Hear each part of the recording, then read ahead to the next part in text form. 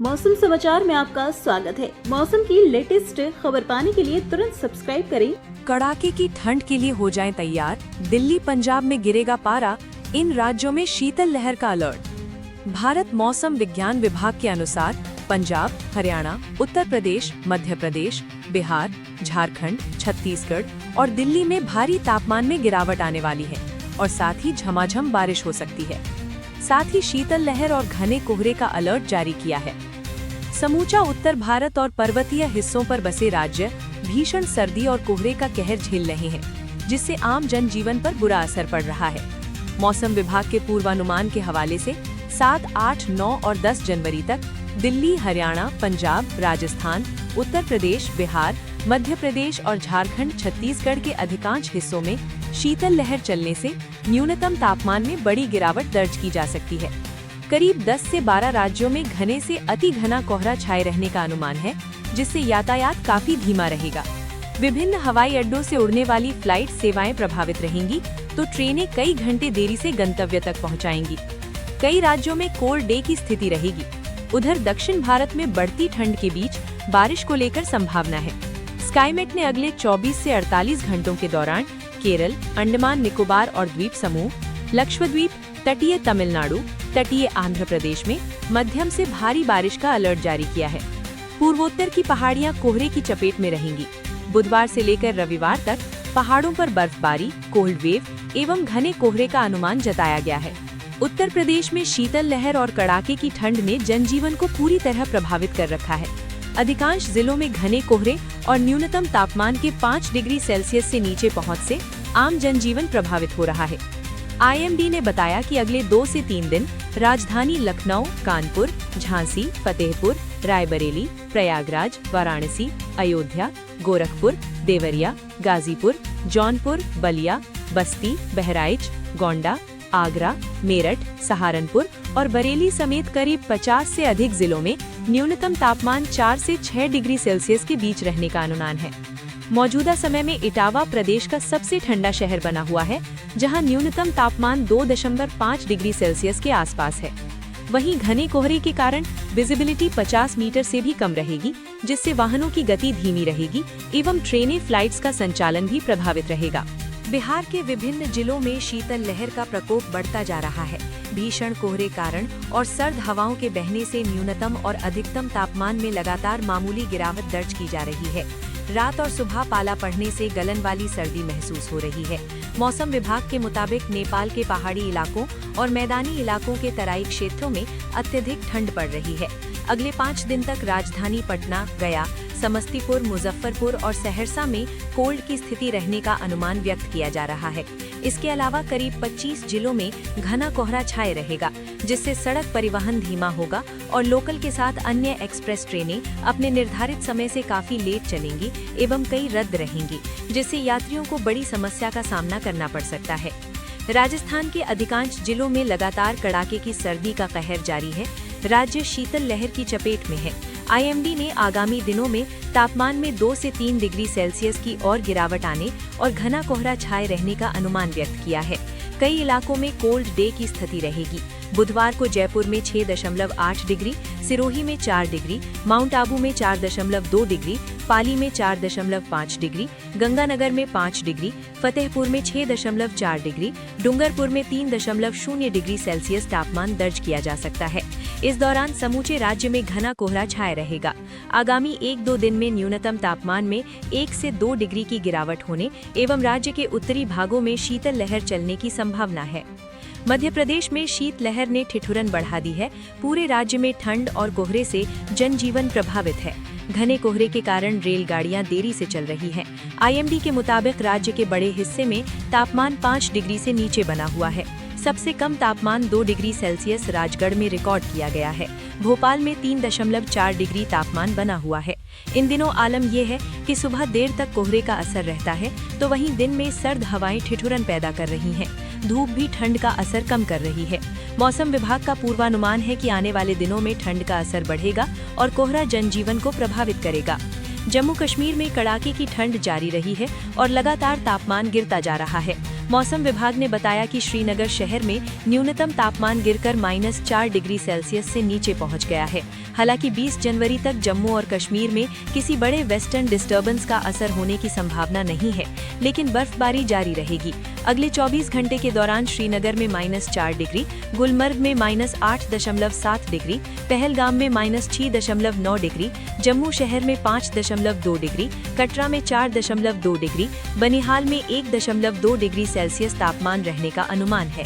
फिलहाल कड़ाके की ठंड का 40 दिन का समय 30 जनवरी तक जारी रहेगा। इस दौरान घाटी के मैदानी इलाकों में बर्फबारी दर्ज की जा सकती है।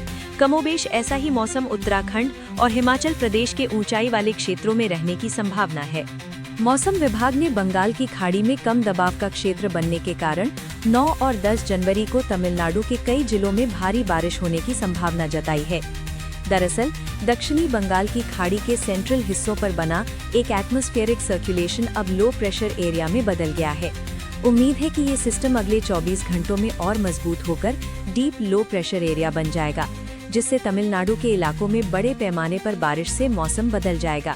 9-10 जनवरी को आईएमडी के पूर्वानुमान के अनुसार पुदुकोट्टई, रामनाथपुरम, मायिलादुथुराई, तिरुवरूर, नागपट्टिनम, तंजावुर, विल्लुपुरम और कुड्डालोर जिलों में भारी बारिश की उम्मीद है। बुधवार को तमिलनाडु और पुदुचेरी में हल्का कोहरा छाने की उम्मीद है। नीलगिरी और कोडाईकनाल इलाकों में पाला पड़ने की चेतावनी है।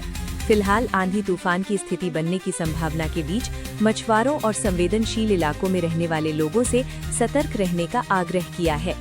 पश्चिम बंगाल में ठंडा का दौर शुरू हो गया है। कोलकाता में न्यूनतम तापमान 10 डिग्री सेल्सियस के आसपास पहुंच गया है। अगले 2 दिनों में ठंड और बढ़ने की संभावना है। दमदम में 9.5 और हावड़ा में 9 डिग्री, सिलीगुड़ी में 10.6 और आसनसोल में 8.8 डिग्री, बीरभूम में 6.2 डिग्री, दार्जिलिंग में 3.2 डिग्री सेल्सियस के आसपास है। राज्य के कई जिलों में शीतलहर की स्थिति और गंभीर हो सकती है और तापमान में करीब 2 डिग्री सेल्सियस की और गिरावट हो सकती है। अधिकतर जिलों में घना कोहरा छाए रहने की संभावना है। दक्षिण दिनाजपुर, उत्तर दिनाजपुर और मालदा के कुछ हिस्सों में शीत दिवस की स्थिति बने रहने की संभावना जताई गई है। दिल्ली में वायु प्रदूषण का गंभीर प्रकोप जारी है और अधिकारियों ने चेतावनी दी है कि वायु गुणवत्ता लगभग 1 सप्ताह तक खराब श्रेणी में रहने की संभावना है। स्वास्थ्य विशेषज्ञों ने बच्चों, बुजुर्गों और सांस लेने में तकलीफ वाले लोगों को बाहरी गतिविधियों को सीमित करने की सलाह दी है। कांग्रेस की दिग्गज नेता और पूर्व केंद्रीय मंत्री सुरेश कलमाड़ी का लंबे राजनीतिक जीवन के बाद निधन हो गया। वे दशकों तक राष्ट्रीय राजनीति और सार्वजनिक सेवा में अपनी भूमिका के लिए जाने जाते थे। भारत ने चीनी नागरिकों के लिए एक नई ई-बिजनेस वीजा सुविधा शुरू की है, जिसका उद्देश्य दोनों देशों के बीच व्यापारिक संबंधों को बेहतर बनाना और आर्थिक सहयोग को प्रोत्साहित करना है। सुप्रीम कोर्ट ने अजमेर शरीफ में प्रधानमंत्री द्वारा चादर चढ़ाने को चुनौती देने वाली याचिका पर सुनवाई करने से इनकार कर दिया है, ये कहते हुए कि इस मामले में न्यायिक हस्तक्षेप की आवश्यकता नहीं है।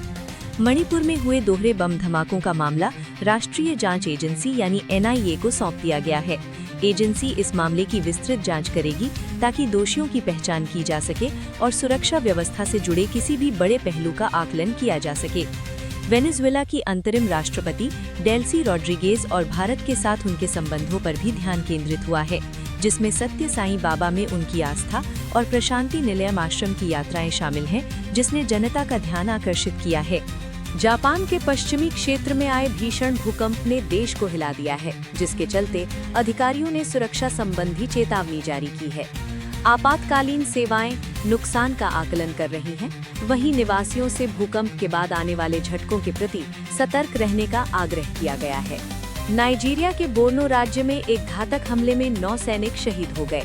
सुरक्षा बलों ने जवाबी कार्रवाई शुरू कर दी है, क्योंकि क्षेत्र में उग्रवाद से संबंधित हिंसा जारी है।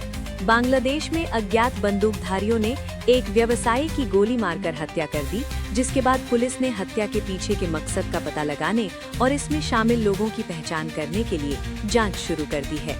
इस सप्ताह ब्रिटेन में जमा देने वाली ठंड और बर्फबारी की आशंका है। मौसम एजेंसियों ने खराब मौसम की चेतावनी जारी रखी है और लोगों को यात्रा करते समय सावधानी बरतने की सलाह दी है। संयुक्त राज्य अमेरिका ने अपने बाल टीकाकरण दिशा निर्देशों को अद्यतन किया है, जिसमें फ्लू और अन्य टीकों से संबंधित कुछ व्यापक सिफारिशों में कटौती की गई है, जिससे स्वास्थ्य विशेषज्ञों के बीच बहस छिड़ गई है। इस बीच पेंटागन ने वेनेजुएला में अमेरिकी सेना की महत्वपूर्ण गतिविधि की सूचना दी है, जिसमें राष्ट्रपति निकोलस मादुरो के नियंत्रण वाले क्षेत्रों के पास लगभग 200 सैनिकों की तैनाती की गई है, जिससे क्षेत्रीय चिंताएं बढ़ गई हैं। विश्लेषकों ने भविष्यवाणी की है कि मजबूत घरेलू मांग और निवेश गतिविधि के समर्थन से वित्त वर्ष 2026 के लिए भारत की जीडीपी वृद्धि उम्मीदों से अधिक हो सकती है और लगभग 7.4% तक पहुंच सकती है। CES 2026 में सैमसंग ने your companion to AI living शीर्षक से अपना विजन प्रस्तुत किया, जिसमें दैनिक जीवन में एकीकृत होने वाली अगली पीढ़ी की कृत्रिम बुद्धिमत्ता प्रौद्योगिकी की योजनाओं को प्रदर्शित किया गया। अवांस फाइनेंशियल सर्विसेज ने अपनी वित्तीय स्थिति को मजबूत बनाने और भविष्य की विस्तार योजनाओं को समर्थन देने के उद्देश्य से राइट्स इशू के माध्यम से 1200 करोड़ रुपए जुटाए हैं। रिलायंस इंडस्ट्रीज ने उन दावों को खारिज कर दिया है कि रूसी तेल कार्गो को उसकी जामनगर रिफाइनरी में संसाधित किया जा रहा है और इन रिपोर्टों को गलत बताया है। वैश्विक इलेक्ट्रिक वाहन बाजार में टेस्ला ने लगातार दूसरे वर्ष बिक्री में गिरावट दर्ज करने के बाद चीन की BYD के हाथों अपना शीर्ष स्थान खो दिया है। ऑस्ट्रेलियन ओपन ने एकल चैंपियन के लिए $2.79 मिलियन के पुरस्कार की घोषणा की है, जिससे ये टेनिस इतिहास के सबसे अमीर टूर्नामेंटों में से एक बन गया है। तीसरे दिन 5वें एशेज टेस्ट में ऑस्ट्रेलिया का दबदबा रहा। ट्रेविस हेड और स्टीव स्मिथ के शतकों ने टीम को मजबूत स्थिति में पहुंचा दिया। स्टीव स्मिथ ने एशेज के इतिहास में दूसरे सबसे ज्यादा रन बनाने वाले खिलाड़ी बनकर एक महत्वपूर्ण उपलब्धि हासिल की, जिससे क्रिकेट के महान खिलाड़ियों में से एक के रूप में उनकी स्थिति और मजबूत हो गई। भारतीय तेज गेंदबाज मुस्तफिजुर रहमान को कोलकाता नाइट राइडर्स ने रिलीज कर दिया है, हालांकि मुआवजे और अनुबंध के विवरणों को अभी स्पष्ट किया जाना बाकी है। ओलंपिक भाला फेंक चैंपियन नीरज चोपड़ा ने JSW के साथ अपनी साझेदारी समाप्त करने के बाद अपना नया उद्यम वेल स्पोर्ट्स लॉन्च किया है, जो उनके पेशेवर सफर में एक नए चरण की शुरुआत है। ऐसी ही बड़ी खबरों के लिए वीडियो को लाइक करें और कमेंट में अपनी राय जरूर लिखें।